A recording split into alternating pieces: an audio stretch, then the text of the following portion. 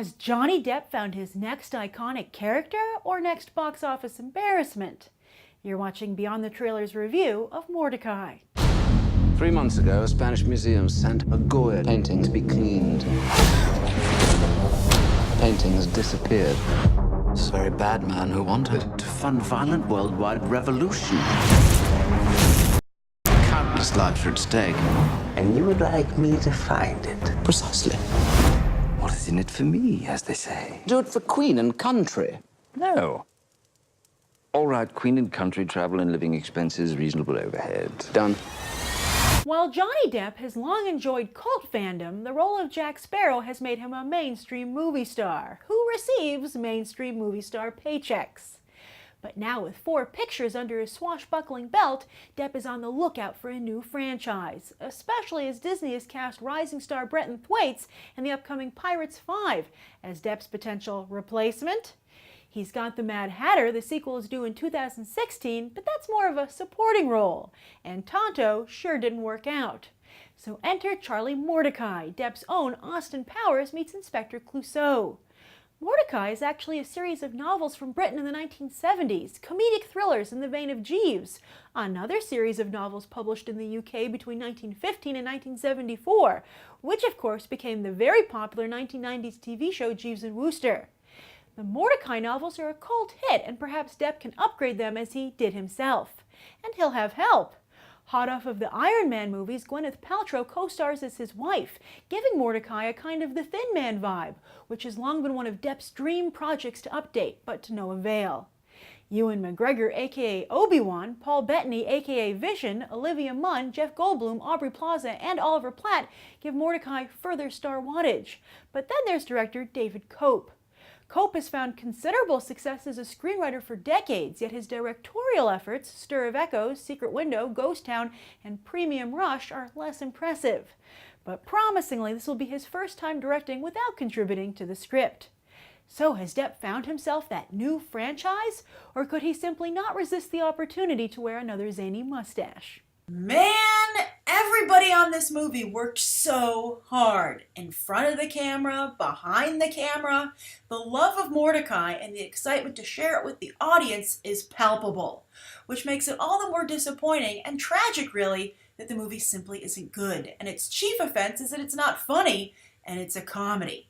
Now, I really liked the second trailer. That's what got me excited to see Mortdecai myself. But unfortunately, that's all the good parts of the movie just condensed into a short trailer. And I think that says something about the movie, that the good parts of it are just enough to make up a short, like 2.5-minute trailer. And there's nothing that they save for the movie. It's not like that's a poor decision on the part of the marketing team. There literally is nothing to save for the movie. They had just enough for a great kick-ass trailer. In fact, Mortdecai reminds me of watching a group of theater students put on a play. Like, they're really excited to put on.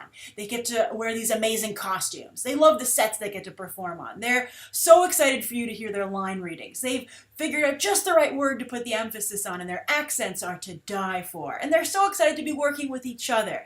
It's just such a love fest. But at the end of the day, it's not entertaining for the audience to watch. It's totally stroking their own egos. And that's something we've accused Johnny Depp of a lot lately, and I think rightfully so. But here, everybody's doing it. But I can't get that angry about it because, again, as I said, it comes from a positive place. They love the material. They love working with each other. They do have great accents. They do have a good line delivery. They do have great locations. Their costumes are great.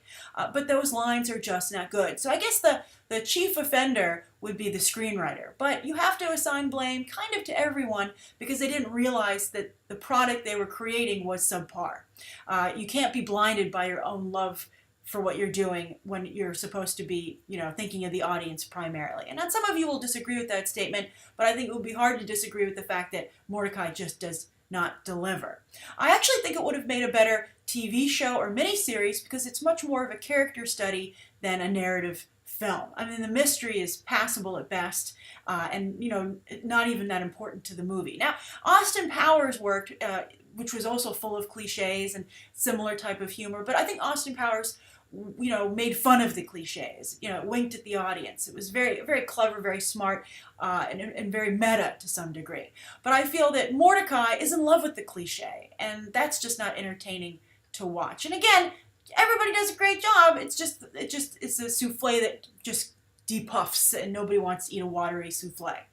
So you could actually watch Mortdecai, but it's more of a pleasant diversion, something that you maybe would want to watch as a matinee, you know, half price, or if you're on an airplane, if you had to pick a movie, there are worse things that you could watch than Mortdecai. And that's the best kind of endorsement I can muster for the film, which is so sad because I wanted to love it so much, and clearly those who made it wanted me to love it. They wanted you to love it. Maybe some of you will.